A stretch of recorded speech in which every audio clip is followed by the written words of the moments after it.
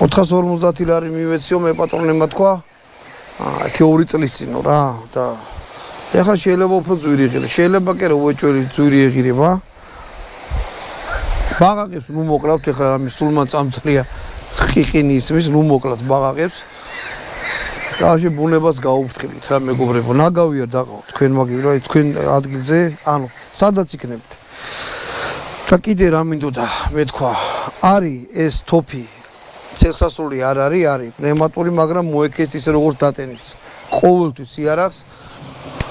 არის ფიქრობთ რომ რახან ის არ არის რა ქვია წელსასრული იარაღი არის ამითი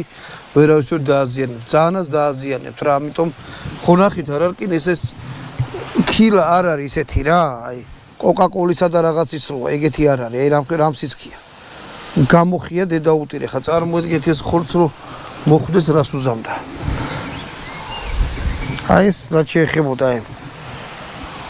უმარექსისა და რუგერის პირმშორს უბრალოდ აქ აწერია რომ რუგერის არის უმარექსის მონაწილეობით არის თუ რაღაცა რომ უმარექსი მაინც აწერია ამას უმარექს უშვებს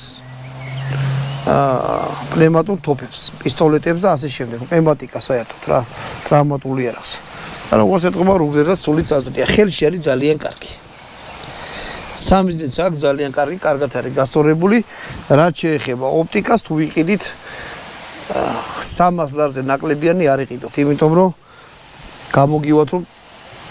ფული გადაყარეთ სულ ტყურ უბრალოდ თუ თოფს მოყვა რაღაცა მოყვა მაგრამ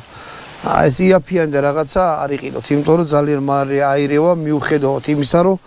ამას არანაირი რყევა არ აქვს აი უდნავ დადებისას მანქანაში ჩადეთ მოხსენით რაღაცა და ირევა თან ირევა სამუდამოდ ვერც გაასწორ და ვერც ვერაფერს ვეღარ უზამთ